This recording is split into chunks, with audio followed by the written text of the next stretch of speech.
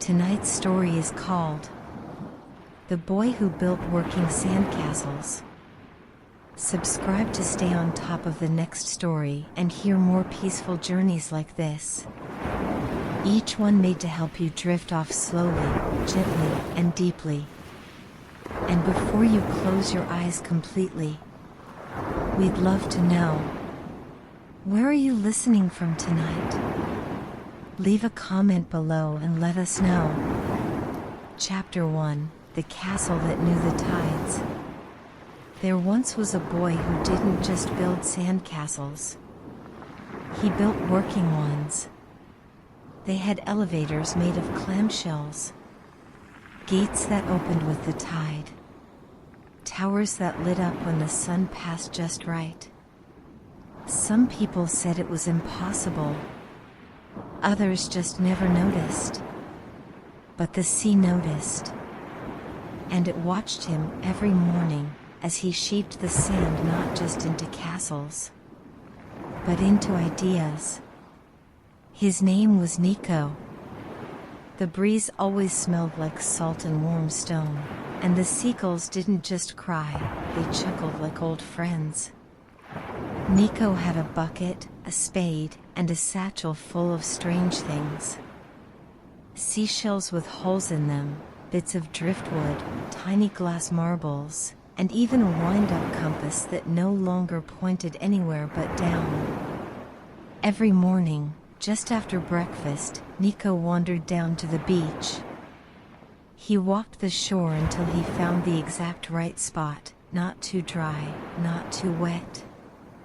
Sand that listened. That's when the building began. But unlike most kids, Nico didn't build fast. He studied the angle of the sun. He checked where yesterday's tide had reached. He listened for the breeze, to hear whether it was a rushing day, or a lingering one. Only then would he press his palms into the sand and begin. Today's castle would be different. Nico began with the base, a wide, round foundation shaped like a ripple. He pressed smooth stones into it like buttons, drizzled wet sand from high above to create towers that looked like frozen waterfalls. He even carved tiny arches that let the wind pass through the walls instead of around them. And in the center, something new. A chamber. Not big enough for a person, but big enough for a secret. He lined it with sea glass and tucked a single, curled paper shell into the center. Then closed the top gently. The tide would come soon, and the castle would test itself. By late afternoon, beachgoers had come and gone, playing games, taking photos, walking their dogs. Some pointed at Nico's castle. One little boy said, "Cool." A teenager said, "It won't last." But Nico just smiled. That wasn't the point. Because his castles didn't need to last forever. They needed to work while they could. And when the tide rolled in, it did exactly that. The first wave hit the outer moat, which channeled the water in a spiral, not too fast, not too strong. The second wave pushed water through a tunnel Nico had shaped from a hollow reed. It flowed into the base, lifted the glass pieces in the chamber, and as the sunlight struck them, the entire center shimmered like a lantern. A girl nearby gasped. Her mother blinked. And the tide, almost as if pleased, rolled back gently, not to destroy, but to dance. When the water receded fully, the castle was still there. Changed, but still standing. And the chamber? Still glowing, faintly, with the last of the day's light. Nico sat nearby, toes buried in cool sand, arms wrapped around his knees. He didn't say much. He never did. But he whispered one word under his breath, so quiet only the waves could hear. Chapter 2: The Castle That Answered Questions. The next morning, the sky was soft and gray, not stormy, not sad, just hushed. Nico walked the shoreline slower than usual. He watched how the clouds moved, low and close to the sea. He felt how the wind tugged gently at his sleeves, as if asking, "What will you build today?" And he already knew. Today, he wouldn't build a castle that lit up. He would build one that listened back. He found his spot near the driftwood logs, where the sand had rippled into patterns like fish scales. From his satchel, Nico pulled out something he hadn't used in a long time, a long piece of braided string, thin and soft, looped with tiny bits of shell. He'd made it one winter, when the beach had been too cold for building. He didn't know why he'd brought it today, but the tide seemed to. He began. First, Nico built a low, wide base with 4 open chambers, one on each side, shaped like an ear, a cup, a whisper, and a spiral. Each chamber had its own little path through the sand, like lines drawn in a maze. He pressed the string through those paths, curling and twisting it until it connected all 4 sides at the center. And at the center, a single, perfect circle. Empty. Waiting. Nico sat back, wiggled his toes into the sand, and whispered his question. How does the sea know what to take, and what to leave? The wind paused. Even the gulls were quiet. Then, softly, the tide crept closer. It reached the spiral first, curling through it with a soft sh-ch-ch-ch.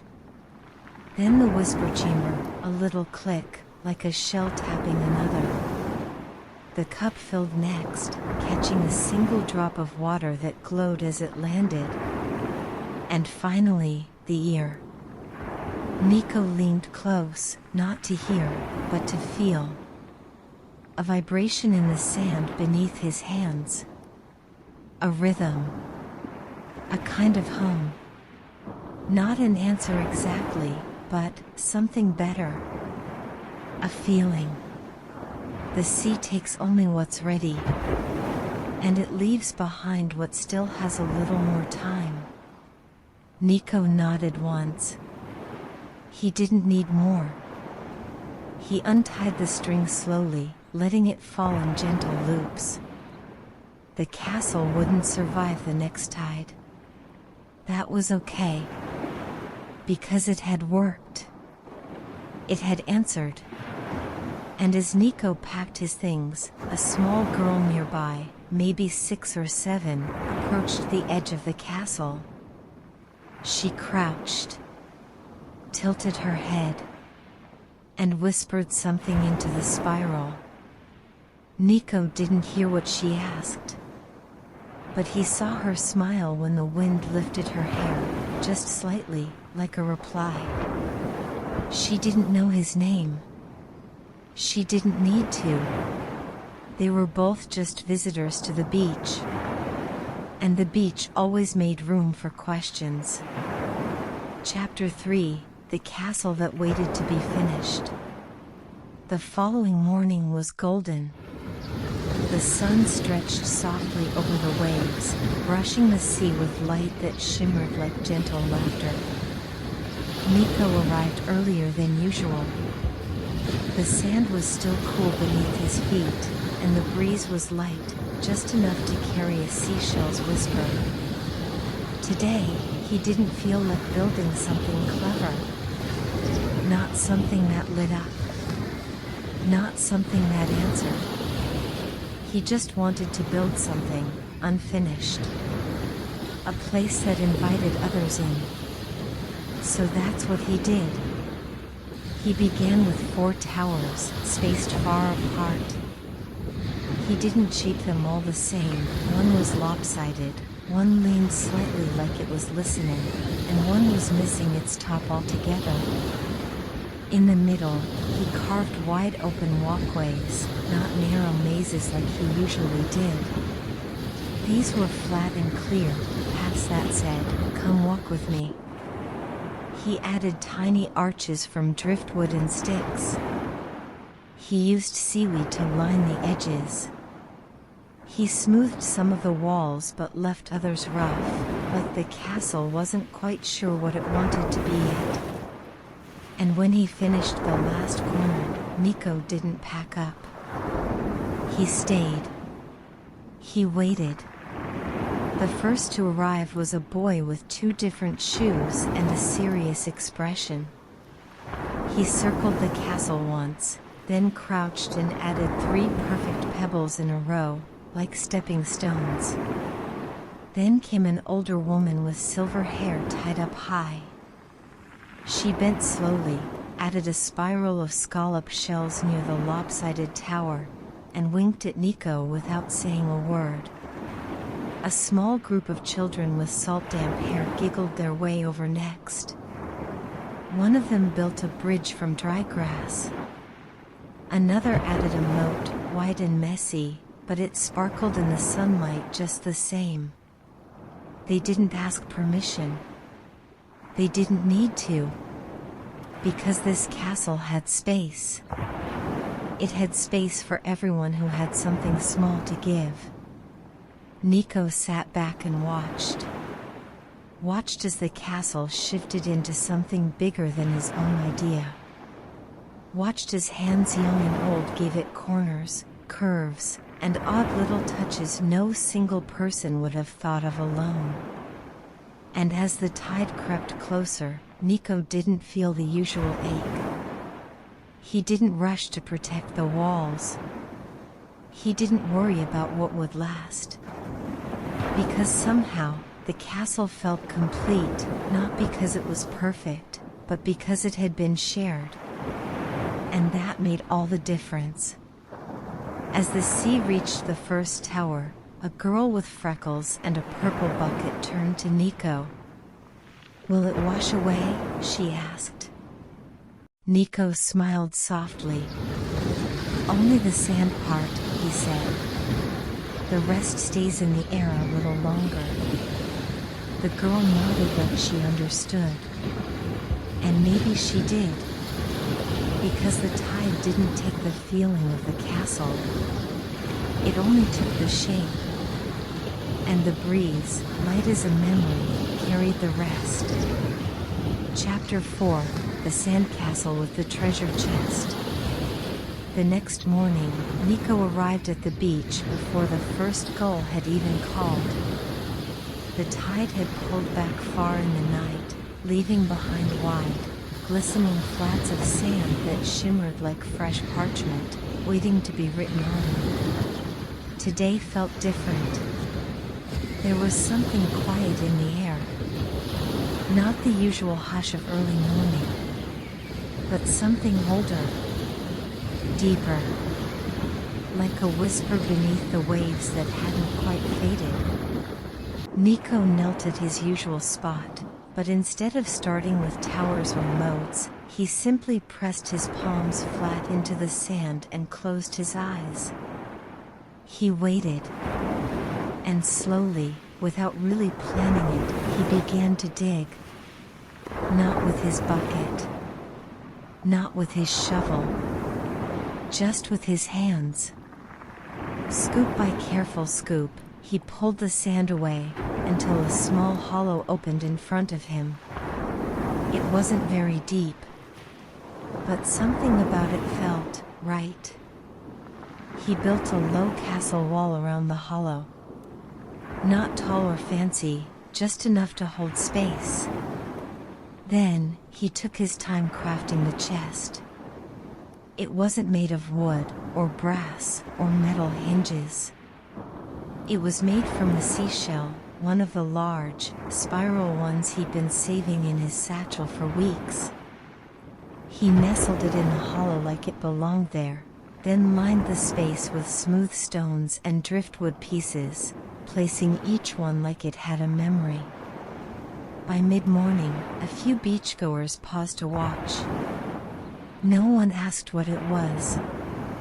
Nico didn't explain. Because this treasure chest didn't need to hold gold, or jewels, or anything that glittered. It was already full of every quiet moment that had come before it. The laughter of children who'd helped build the bridges. The hush that followed when the tide reached the castle's edge. The glint of morning sun on wet sand, and the way the sea breeze always seemed to pause, just for a second, when the castle was complete. A little girl wandered over, tugging a crinkled snack bag in one hand and holding a blue feather in the other. Without asking, she placed the feather inside the shell. "It needed that," she said softly. Then she left. Not long after, an old man with a walking stick stopped to look. He smiled, tapped the side of the sandcastle gently with his stick, and placed a flat, heart-shaped rock beside it. Nico said nothing. But something inside him stirred. The chest was no longer just his. It belonged to the beach, to the wind, to everyone who had ever passed by and left a piece of their day behind. As the tide crept back in, it circled the castle gently. It didn't crash or pull. It lapped softly at the walls, like it was peeking in, curious about what had been made this time. And when the water finally reached the chest, Nico didn't flinch. He watched as the waves kissed the edge of the shell, then rolled back, leaving it untouched. One last time.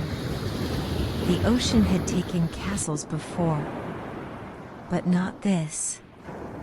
Not yet. As if it knew. Some treasures were meant to rest a little longer. And Nico, sandy, barefoot, and still smiling, watched the chest shimmer under the morning sun. He didn't need to open it, because the treasure was never hidden. It had always been there. Chapter 5, The Castle That Floated Away. The beach was still. Not quiet in the usual way, not hushed like it had been before a storm, or soft like the moments before sunrise. Still, like a held breath. The kind of stillness that made even the waves roll in slower, as if they didn't want to be the first to speak. Nico stood at the edge of the dunes, holding his satchel in both hands. But today, he didn't walk down the path. Not yet.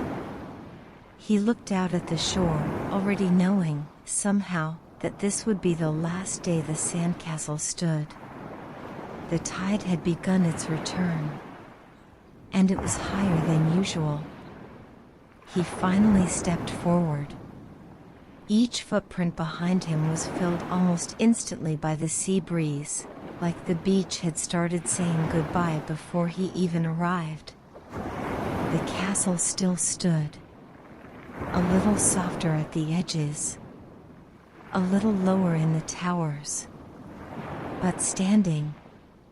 The seashell treasure chest, nestled in its hollow, hadn't moved.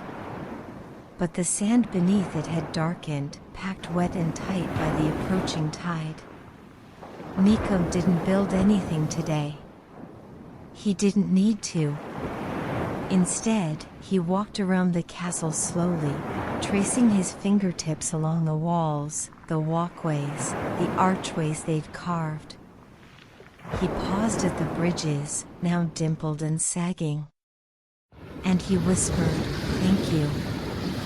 Not to anyone in particular. Just to the sand. The sea. The morning. A small group of children gathered, the same ones who'd helped him before.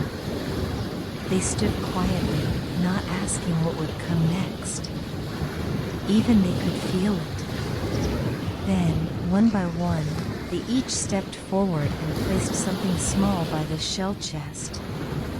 A marble, blue as deep water. A paper boat. A ribbon from a sun hat.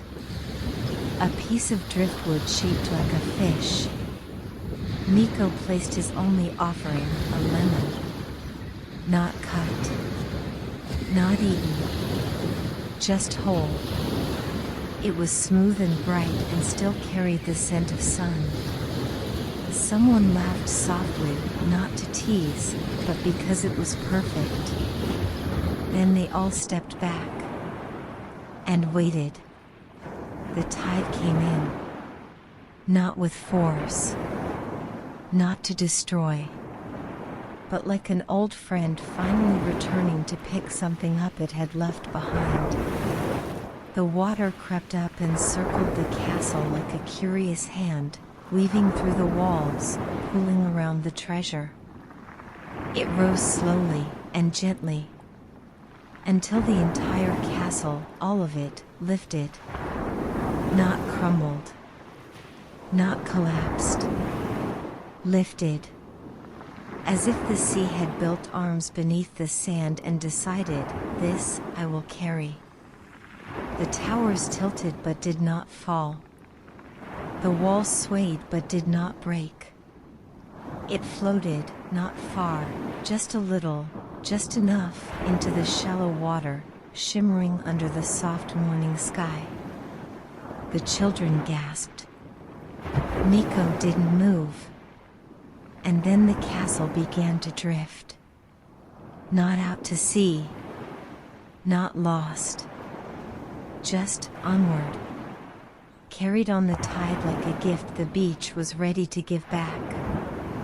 When it was gone, and the last ripple had smoothed itself into calm, Nico sat down in the same spot where the castle had first been drawn into life. The beach was empty again. But not the same. And neither was he. Inside his satchel, he still had pencils, blank pages, and the feather-soft quiet of morning. But he wouldn't need to draw today. Today, he would just remember. Because now he knew. Some things are meant to stay. And some things are meant to float away. And the most calming ones? They do both. Mandy and dancing crabs at night. Chapter 1: The night the crabs came out. The evening sky was a soft blanket of lavender and silver as Mandy sat on the warm sand, her toes curling into the cool grains. The ocean whispered just beyond the dunes, its voice gentle and steady, like a lullaby carried on the breeze. She wore her favorite blue sweater, the one with tiny seashells stitched along the cuffs, and her hair smelled faintly of salt and wildflowers. Tonight felt special, though Mandy wasn't quite sure why. The sun had slipped behind the horizon, leaving behind streaks of pink and gold that melted into the deepening purple sky. Little stars began to blink awake, twinkling softly as if they too were settling in for the night. Mandy's mother sat nearby, wrapped in a cozy shawl, reading a book whose pages fluttered lightly in the breeze. Her baby brother lay swaddled in a blanket, breathing slow and even, nestled in his stroller. But Mandy wasn't sleepy yet. She liked the quiet moments just before nightfall when the world seemed to pause, when the sea held its breath, and the sand cooled slowly beneath the moonlight.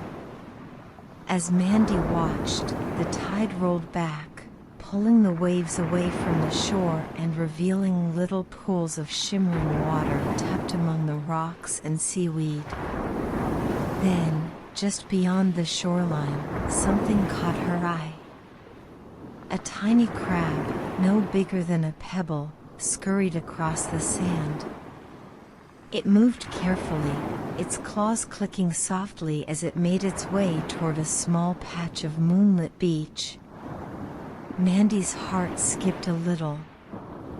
Then another crab appeared, and then another. Before she knew it, dozens of them were gathering in the pale glow, their shells shining like little lanterns in the dark. Mandy watched, mesmerized, as the crabs began to move, not aimlessly, but with a rhythm all their own. They lifted their claws and tapped them gently, like tiny dancers tapping their feet to a secret tune. Slowly, more crabs joined in, forming a circle that shimmered with movement and soft clicking sounds. Mandy felt a smile tug at her lips. She knew this was no ordinary night. Something magical was beginning, and she was here to see it.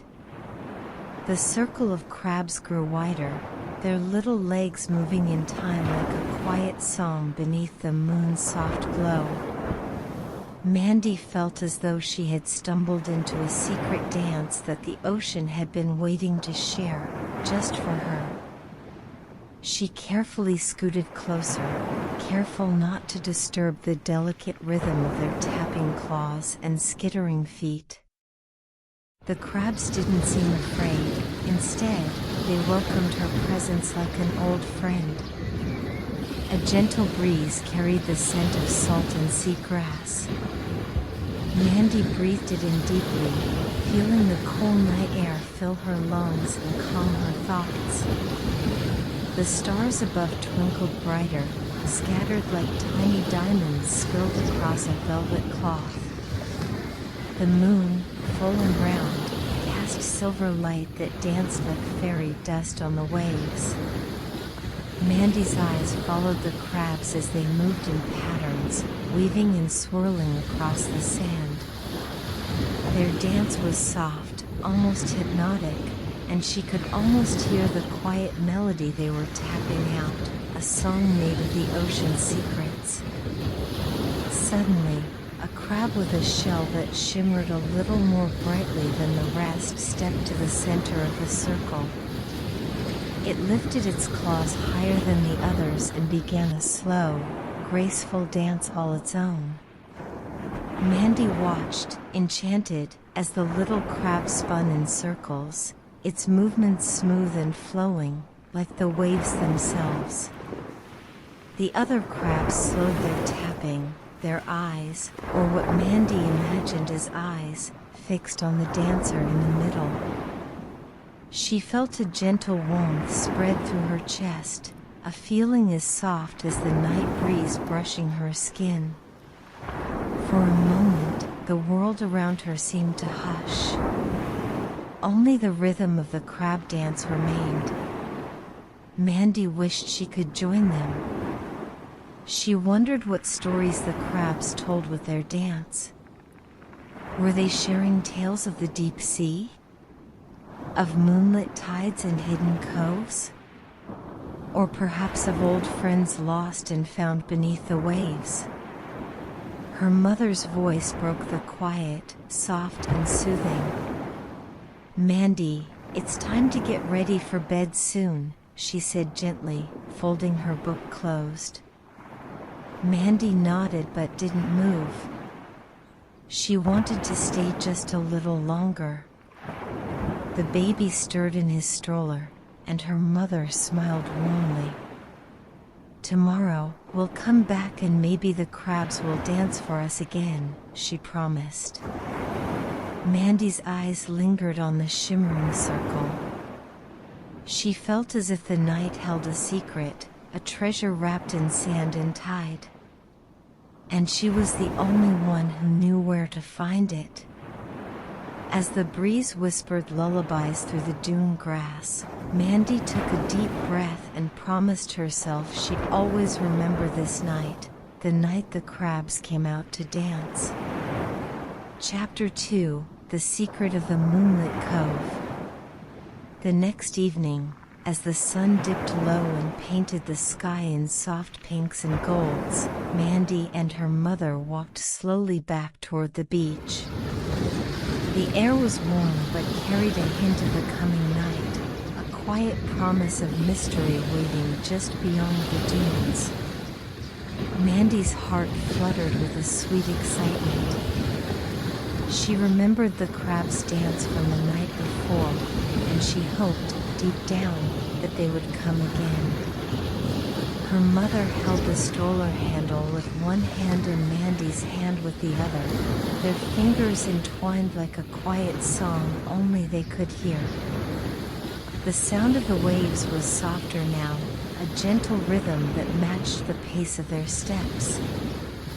As they reached the familiar stretch of sand, Mandy noticed something she hadn't seen before, a narrow path winding between two rocky outcrops, hidden beneath a curtain of seaweed and dune grass. The path glimmered faintly in the moonlight, like a secret invitation. "Look, Mama," Mandy whispered, pointing. Her mother smiled. "That's the Moonlit Cove. It's a special place where the tide sings a different song." Together, they carefully made their way down the path, the sand cool beneath their bare feet. The moon hung low, casting silver light that made the water sparkle like scattered stars. The cove was small and sheltered, surrounded by smooth rocks that glistened with patches of sea moss and tiny barnacles. The air smelled salty and sweet, mixed with the faint fragrance of night-blooming flowers growing nearby. Mandy felt as if she had stepped into a dream. She sat down on a smooth rock, her eyes wide with wonder, watching the waves lap gently against the shore. Then, just as the first star blinked awake in the evening sky, the crabs appeared. One by one, they emerged from hidden crevices, tiny dancers with shells that shimmered like polished glass. Their legs moved softly on the sand, tapping out the same delicate rhythm Mandy had heard before. But tonight, something was different. The crabs gathered near a shallow tide pool that reflected the moon like a mirror. A soft glow pulsed beneath the water's surface. Mandy leaned closer. Inside the tide pool, she saw what looked like a tiny pearl, but it was alive with light, shimmering in gentle waves. The crabs danced around it, moving in perfect harmony, as if protecting something precious. Mandy's mother knelt beside her. "That's the heart of the cove," she said softly. "It's said to hold the memories of the sea, stories of tides, stars, and the creatures who call this place home." Mandy's eyes sparkled with curiosity. "Can we touch it?" she asked. Her mother shook her head gently. "No, love. The heart belongs to the cove and the crabs. It's a treasure of the night." Mandy nodded, understanding the quiet respect in her mother's voice. She settled back onto the rock and let the crab dance wash over her like a gentle lullaby. The crab's movements told stories without words, of moonlit journeys, of hidden treasures buried beneath the sand, of friendships formed between land and sea. Mandy felt a calm settle deep inside her, like the hush between waves. The night wrapped around her like a soft blanket. And as the crabs finished their dance and slipped quietly back into the shadows, Mandy closed her eyes and whispered a thank you to the sea. Tomorrow, she promised, she would come back and listen again. Chapter 3: The Whispering Shells. The morning after the crab's moonlit dance, Mandy woke with a gentle smile. The soft glow of dawn filled her small room, casting pale light on her seashell collection arranged carefully by the window. Each shell was different, some spiraled like tiny whirlpools, others smooth and round like polished stones. But all of them seemed to whisper stories if she listened closely. Today, she decided she would follow those whispers. After breakfast, with the sun warm on her back and the salty breeze ruffling her hair, Mandy wandered down to the beach alone. The sand felt cool beneath her feet, and the ocean stretched wide and endless before her. Her eyes caught sight of a cluster of shells near the water's edge, half buried in the sand. She knelt down and picked up a large conch shell, its surface smooth and pink like a sunset. She pressed it gently to her ear. At first, there was only the sound of the waves. But then, a soft murmur, like a secret being shared. The shell seemed to breathe with the ocean itself. Mandy closed her eyes, letting the whispering swell in her mind. She heard tales of ancient tides, of storms that rolled like thunder and calmed like lullabies. She heard the voices of creatures who once danced beneath the waves, fish with scales like moonlight, dolphins that sang songs older than the stars. And she heard the crabs. Their tapping claws echoed softly, like a heartbeat beneath the sea. Mandy stood slowly, clutching the conch to her chest. She realized the shells were more than just pretty things. They were keepers of memories, little vessels of the ocean's soul. From that day on, Mandy spent hours collecting shells, each one a new story waiting to be heard. She learned to read their whispers like a language only the heart could understand. Sometimes, the shells told her to be patient. Sometimes, they told her to be brave. And sometimes, they told her that magic was real, quiet, gentle, and always near. As the sun dipped low each evening, Mandy would sit by the tide pools, listening to the shells and watching the crabs dance their silent dance. She knew the night held mysteries she might never fully understand, but that was part of the wonder. And with each whispered story, Mandy felt a little more connected to the world beneath the waves. The ocean was not just a place. It was a living, breathing friend. A friend who danced with the crabs. A friend who whispered through the shells. And a friend who always waited for her. Chapter 4: The Night the Crabs Led the Way. As twilight folded over the beach like a soft blanket, Mandy felt the familiar pull of the tide and the silent promise of the crabs' nightly dance. The sky was a deepening shade of indigo, sprinkled with early stars twinkling faintly through wisps of clouds. She wrapped her favorite shawl around her shoulders and stepped outside, the cool air tingling on her skin. The world seemed to slow down in these moments, each sound softer, each shadow longer, each breath deeper. Mandy made her way down the familiar path through the dunes, the sand crunching quietly beneath her feet. The crabs were already gathering near the shoreline, tiny silhouettes darting like fireflies across the moonlit sand. Tonight, however, something was different.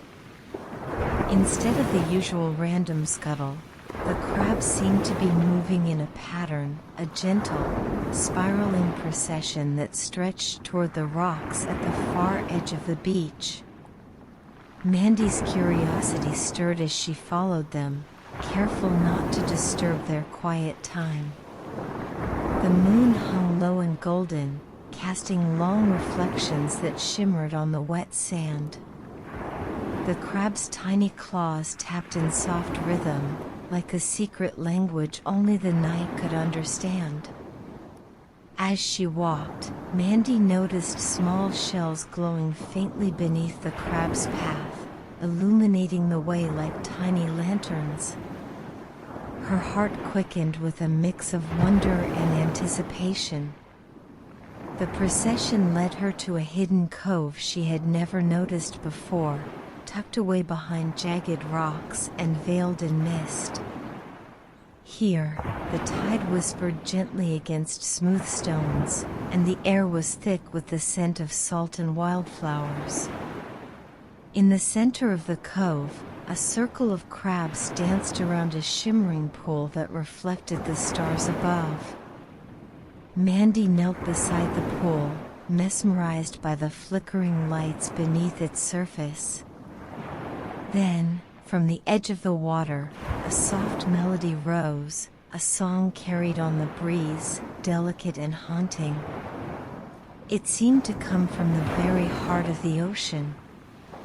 The crabs paused their dance and turned toward Mandy, their tiny eyes gleaming like polished beads.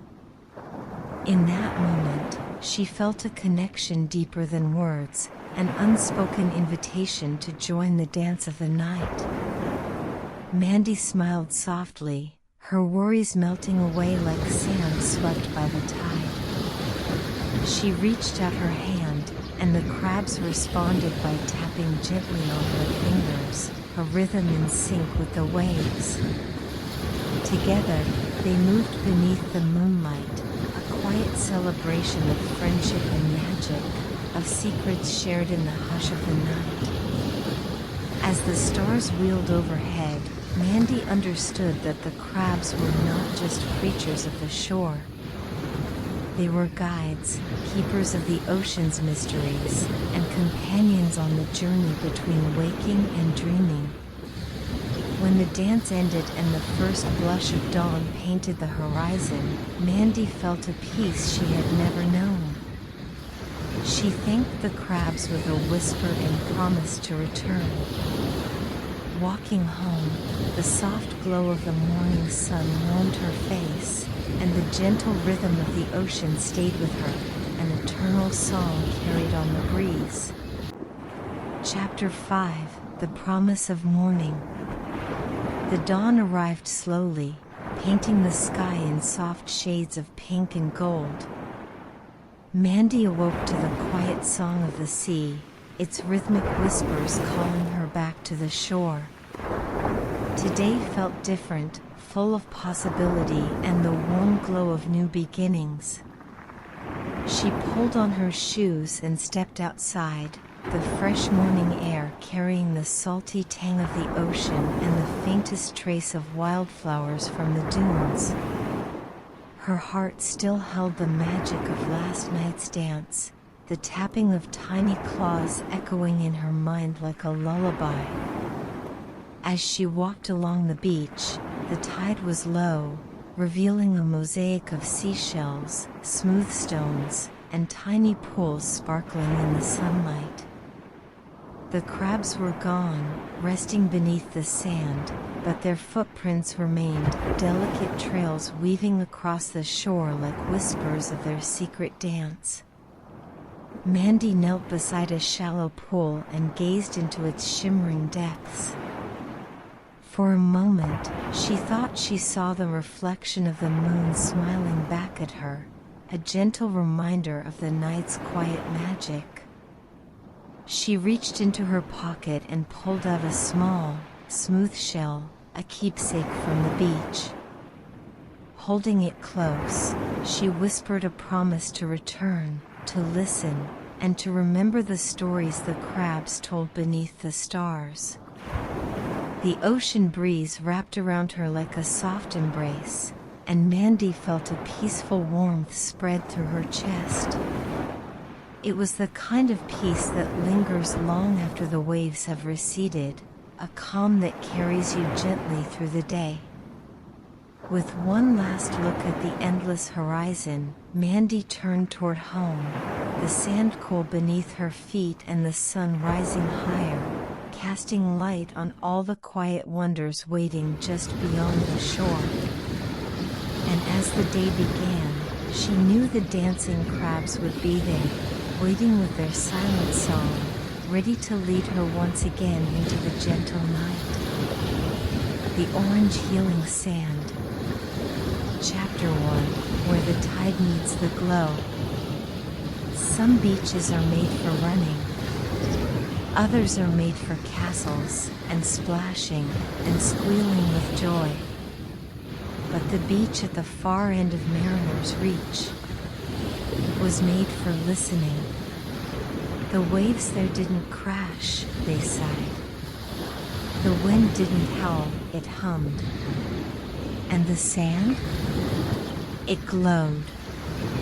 Not all day, and not for everyone. But in the golden hour, that quiet time just before the sun said goodbye, the sand along the south bend shimmered a soft, warm orange, like firelight tucked inside velvet. People in town said it had been that way forever. Some thought it came from the minerals beneath. Some whispered that it was magic left behind by an ancient tide. But Leo didn't care about why it glowed. He only cared that it did. Because that was the place his mom had taken him the day she left the hospital. The day she first laughed again. It was where his grandfather used to walk without his cane. Where even the local vet brought the old sea turtles to rest. And now, it was where Leo went to feel close to the things he didn't have words for. It was there he first met Mira. She was new in town, quiet, with a backpack full of notebooks and shoes always dangling from her hand, never her feet. She walked like someone who'd been to too many places and trusted too few. But that evening, when she stepped onto the orange sand and felt its warmth kiss her soles, something softened in her. Leo had been sitting in his usual spot, a flat rock near the tide pools. He looked up, saw her pause, and without thinking, raised a hand. Not a wave. Just a hello that asked nothing. To his surprise, Mira smiled and walked over. Neither spoke at first. They didn't need to. The sand was enough. It hummed beneath them like a quiet heartbeat, and both of them, in their own way, let out a breath they didn't know they'd been holding. "I've heard this place can fix things," Mira said finally. Leo nodded. Not like a bandage.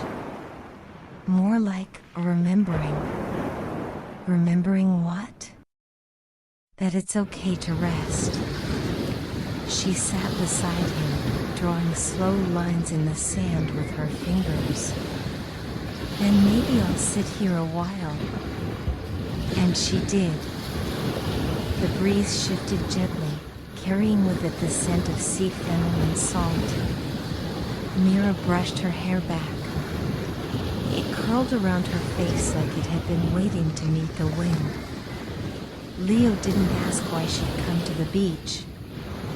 He'd learned that some people only speak when the ocean asks for silence first.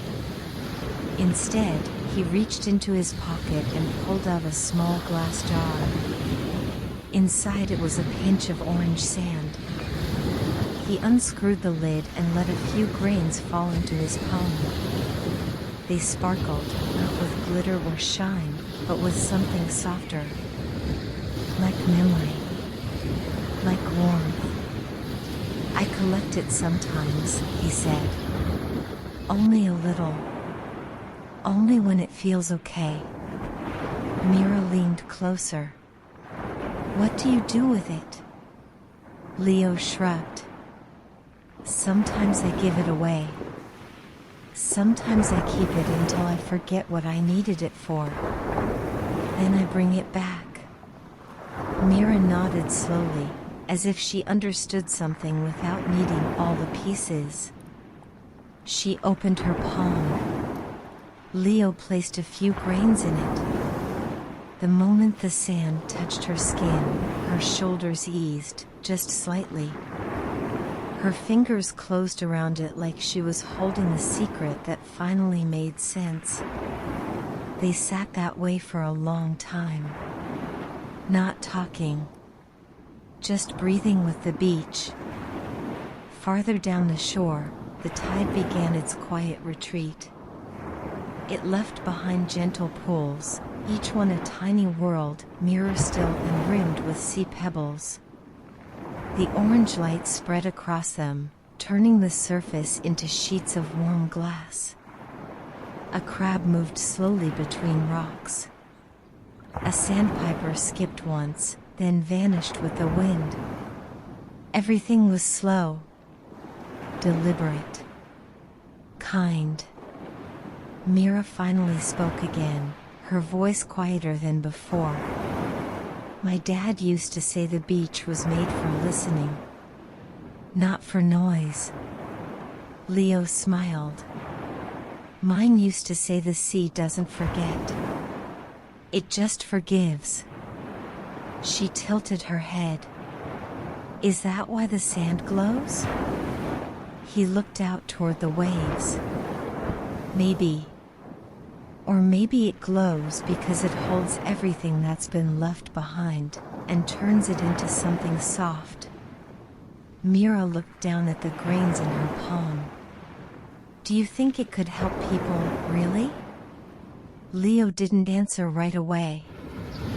Then, he reached into his satchel and pulled out a worn notebook. The pages were filled with drawings, careful sketches of waves, of stars, of wind patterns. But the first few pages were different. They were filled with names. Not just written, but drawn. Decorated. Each name was paired with a date and a note. Mrs. Toma smiled again after 5 months. Kayla, age 7, slept through the night. Grandpa Ren said the pain left his hands. Mira turned the pages slowly. Her eyes widened. There were dozens of names. I call it the Sandbook, Leo said. People come. They rest. If something changes, even a little, I ask them to let me write it down. Mira traced the edge of a page. Could I write something in it too? She asked. Leo nodded. You don't have to wait for something big. Even if it just made today a little better. She thought for a long moment, then took the pencil he handed her. On a fresh page, she wrote, Mira, felt like the wind knew my name. And under that, in smaller letters, I might come back tomorrow. That night, the sea rolled in slowly, as if trying not to wake the rocks. The orange glow faded into moonlight. But something stayed. A kind of stillness. A hush that wrapped around the beach, around the cottage beyond the dunes, around the 2 names now written together in the sandbook. And just before Mira closed her eyes to sleep, she felt something she hadn't felt in weeks. Not joy. Not yet. But hope.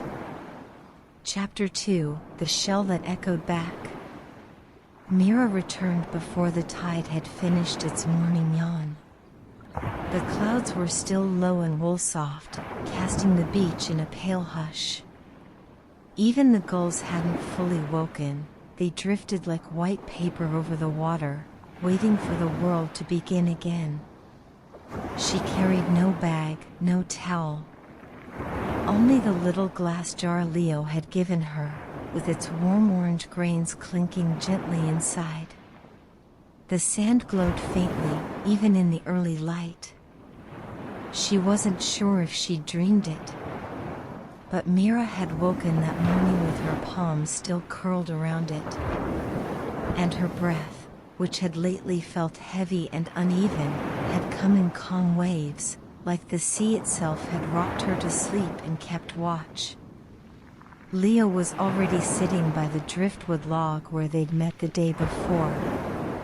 His notebook was open in his lap, and his pencil moved slowly, thoughtfully, like he was listening to something most people couldn't hear. When he looked up, he smiled, not with surprise, but with welcome. Like he had known she'd come. "Morning," Mira said, settling into the sand beside him. "Morning," Leo echoed. He made it back. "I said I might." "You did." They sat in silence for a moment. Then Leo closed the notebook and set it aside.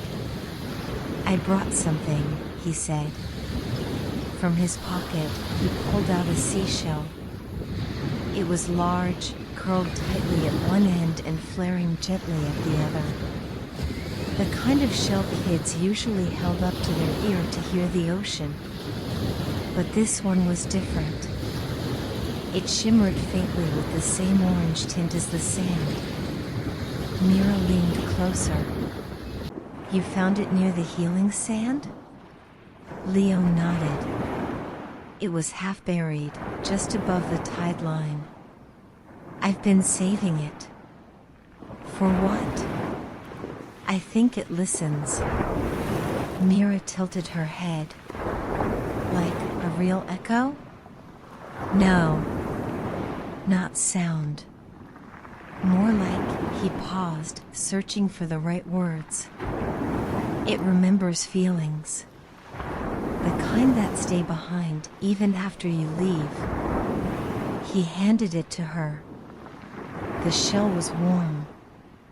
She raised it to her ear, not to hear the sea, but to feel what Leo meant. At first, it was quiet. Then, a hum. Soft. Not a sound exactly, but a feeling. Like comfort. Like the way your favorite blanket feels after a long, cold day. It wasn't her own feeling. And yet, it knew her. She lowered the shell slowly. "I think it remembers someone else's calm," she said. Leo smiled. "Yeah. I thought so too." They took turns holding it. Sometimes in silence. Sometimes while watching the waves roll in and out. As the sun lifted behind the clouds, Mira began to speak. Not about her week, or her school, or anything loud. But about a dream she used to have as a child, of being small enough to float inside a tide pool, watching the sea creatures go about their day like neighbors in a tiny town. She hadn't remembered it in years. But something about the sand, the shell, the hush between waves, had brought it back. Leo didn't interrupt. When she finished, he said, "The beach doesn't just heal what hurts. Sometimes it gives you pieces you didn't know were missing." Later that afternoon, after Mira had gone, Leo sat alone with the shell. He whispered into it. Not words, not really. Just feelings. Gratitude. Stillness. Wonder. Then he placed it gently inside a small circle of orange sand near the base of the dunes. He drew a slow spiral around it with his finger. Not a map this time. A message. To anyone, or anything, that might be listening. That night, in Myra's cottage, she opened the glass jar and placed it on her windowsill. The orange grains caught the moonlight. She slept without twisting in her blankets. And in her dream, a spiral of glowing sand stretched across the sky, leading her not to a place, but a moment. A moment where everything felt whole. Chapter 3, The Tide That Left Letters. Mira returned to the beach the next day, and the next after that.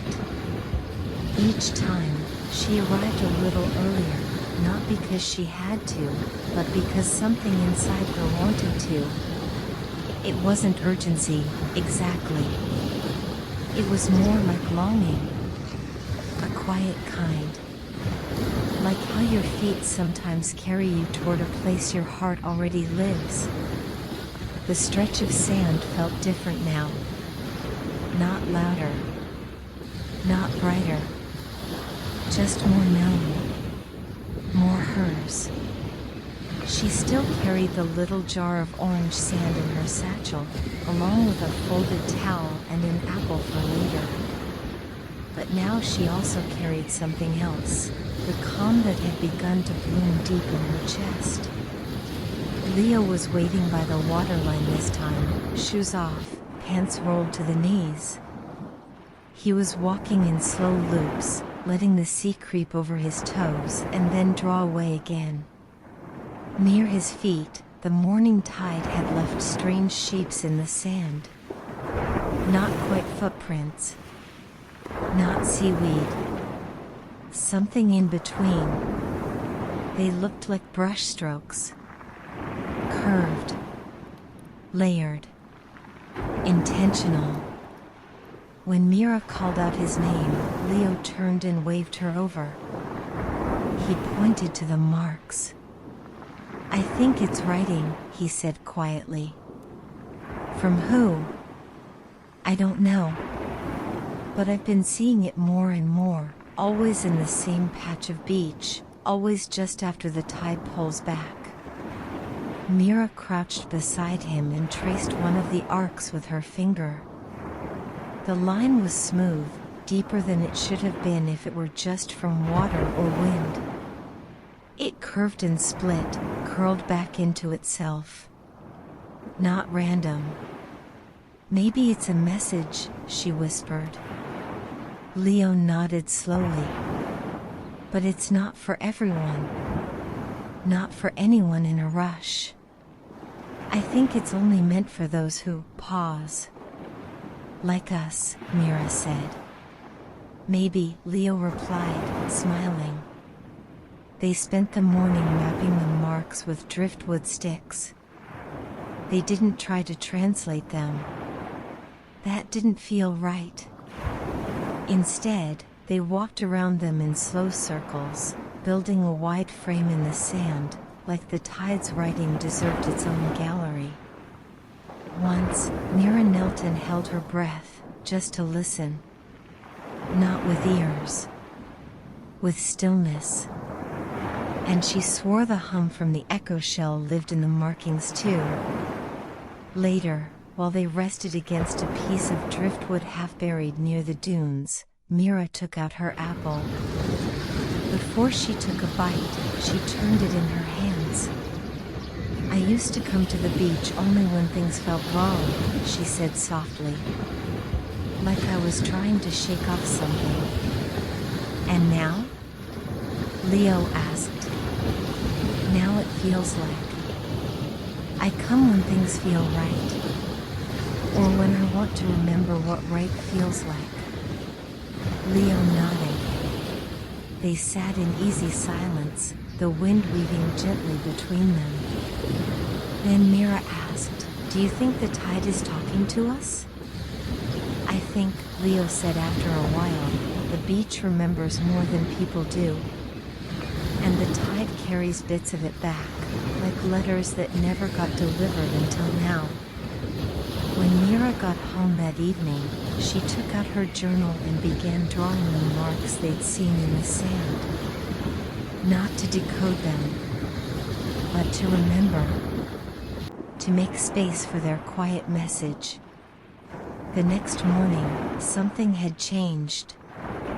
When Leo reached the beach, he found Mira already there, her back to him, staring down at something near the edge of the morning tide.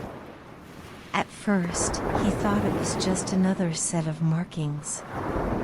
But as he drew closer, he saw the pattern was different. The shape was a spiral, like the one he'd drawn around the shell. But this one was much larger, broader, deeper, and at its center, a smooth black stone. It shimmered with a soft pulse, not like light, but like breath. As if it were sleeping, or listening. Mira turned toward him, wide-eyed but calm. "I didn't touch it," she said. "I don't think we should." They stood together, quiet. The spiral in the sand seemed to hum, not with noise, but with weight. Like a bell that had been rung long ago, still vibrating in the memory of the air. Leo finally said, "I think the tide left it. For us? Or for anyone who notices." They didn't take the stone. They didn't take anything. But they sat near it for hours, letting the ocean speak in the way it knew how. They watched the tide reach in and out again. And just before the water returned to claim the spiral, Mira whispered, "Thank you." And the wind answered with the lightest shift. That night, in her dreams, Mira was walking in a place that wasn't quite ocean, and wasn't quite land. The sky was deep and velvety. Above her, sand shimmered down like snow. She followed a line of shells, each one glowing soft orange. At the end of the line, a door. It opened without sound. And through it, the sea. Not wild. Not rushing. But still. And kind. And waiting. Chapter 4, The Song Beneath the Healing Sand. The morning arrived slower than usual. The sky above the beach looked brushed with pearl and mist, soft and unfinished. Leo and Mira returned, just as they had every day since finding the black stone spiral etched by the tide.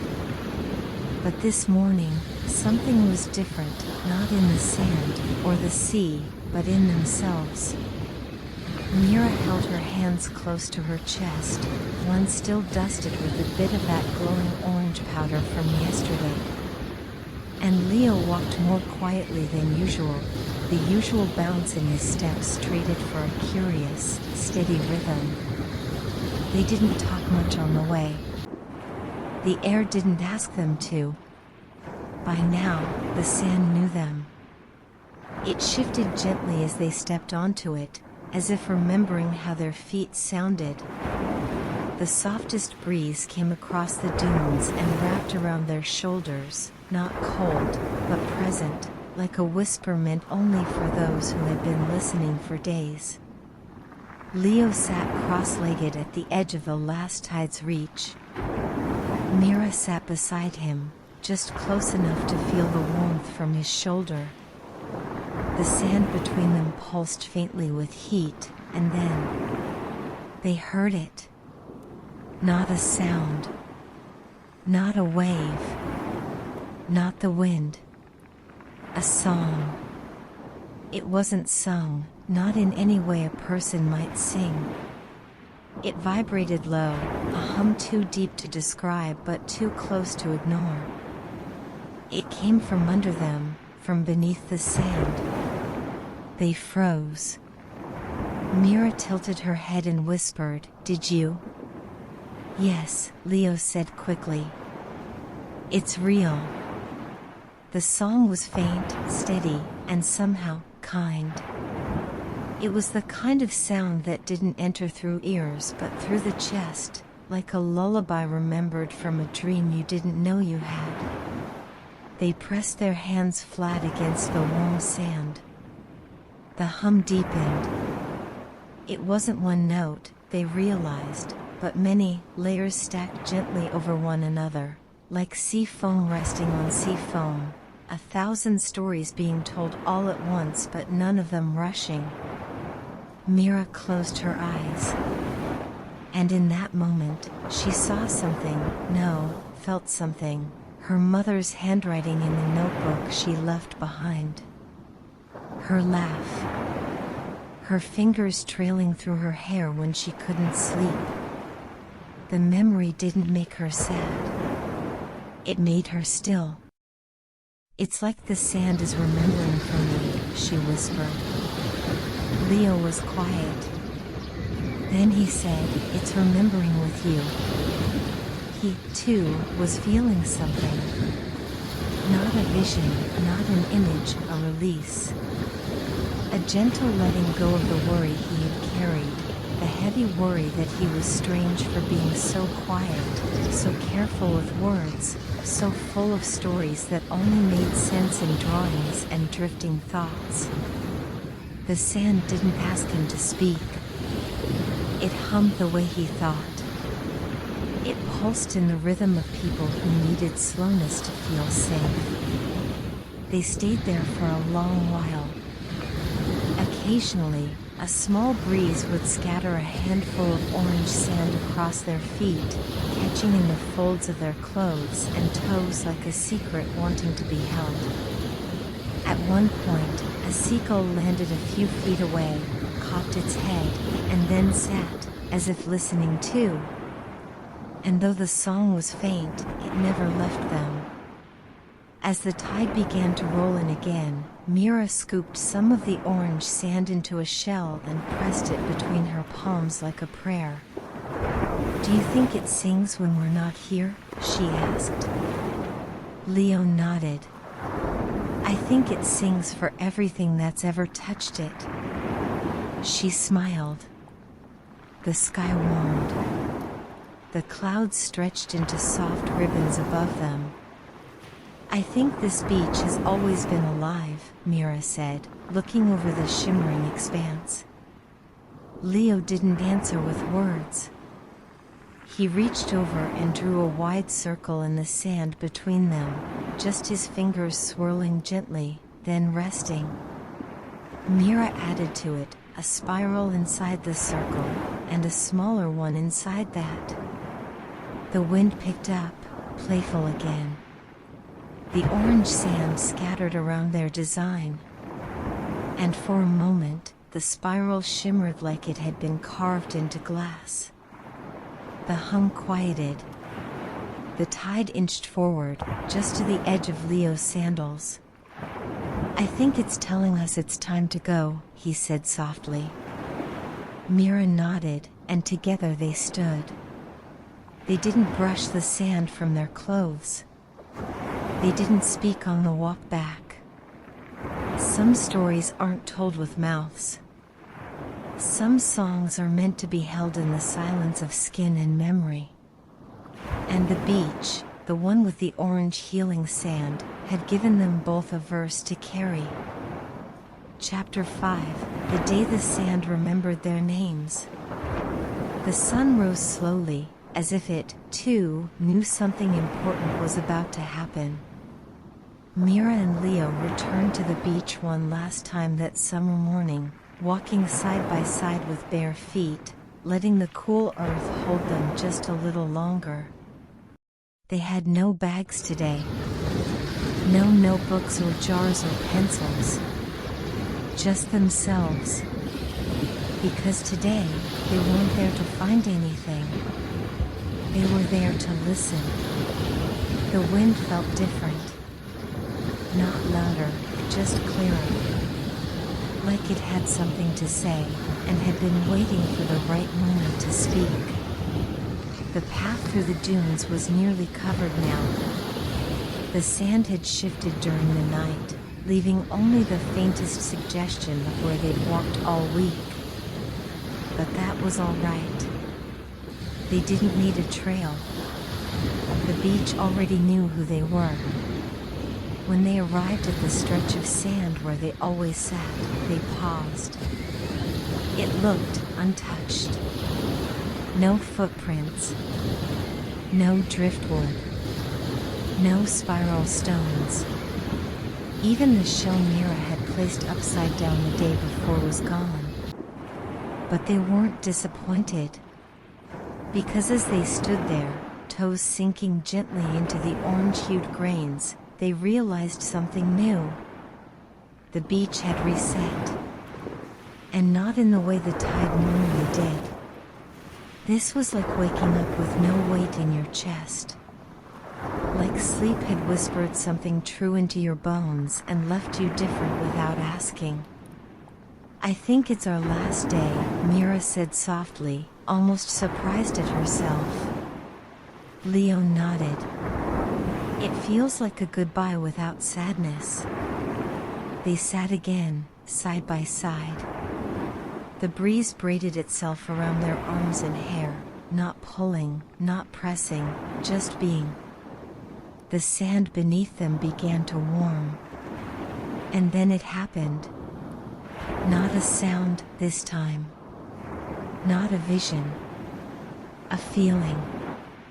Like something pressing gently upward from the sand into their feet, their hands, their chests. A light not seen, but felt, rising from deep below and brushing against their ribs like a name being whispered, not by voice, but by memory. They each gasped. At the same time, their names bloomed into the back of their minds, not just their names, but how the sand knew them. For Mira, the beach offered a memory of her mother tucking her hair behind her ear, humming while writing in a notebook. "You are the one who keeps lost pages safe," the sand seemed to say.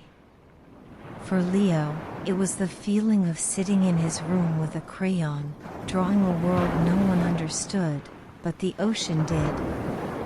"You are the boy who never forgot the stories wind tried to hide." They didn't cry. They didn't speak. They just sat, still as shadows, breathing in this last, soft knowing. Later, as the sun climbed higher and the orange shimmer in the sand began to dim, they stood once more. The tide had crept in closer, lazily reaching for their toes. "I don't think it ends today," Mira said. "No," Leo said. "Just this part." And that's when they saw it. A ripple, barely there, further down the shore. Not a wave, not a bird, not a person. But a mark in the sand they hadn't drawn. They ran to it, slowly at first, then faster, hearts pounding with that strange flutter that only comes when you know a moment is about to change you. There, etched in the sand in wide, looping letters, were both of their names. But not written by hand. Not scratched by shell or stick. It looked as if the tide itself had written it, lifting grains, swirling through salt, sketching carefully with a precision no human could imitate. Leo traced his name with his finger, the letters still damp and humming faintly beneath the touch. Myra's voice was barely more than breath. "It remembered us." Leo nodded. "And maybe it will remember someone else, too." They stood for a long time. Let the waves approach. Let the breeze comb their hair. Let the sun remind them how time passes. And when the tide finally washed their names away, slowly, gently, like closing a book, they didn't flinch. Because they'd already been written in. Not just into sand, but into something older. Something that hummed quietly beneath every wave and dune. A story. A knowing. A promise. That night, back home, Mira pressed her fingers into her mother's notebook again, this time writing her own entry. It was short. Just a line. The ocean remembers the ones who listen. And Leo? He opened a blank page in his sketchbook and drew nothing. Just a single swirl in the center. The start of a new map. Not of where to go, but of what had already been felt.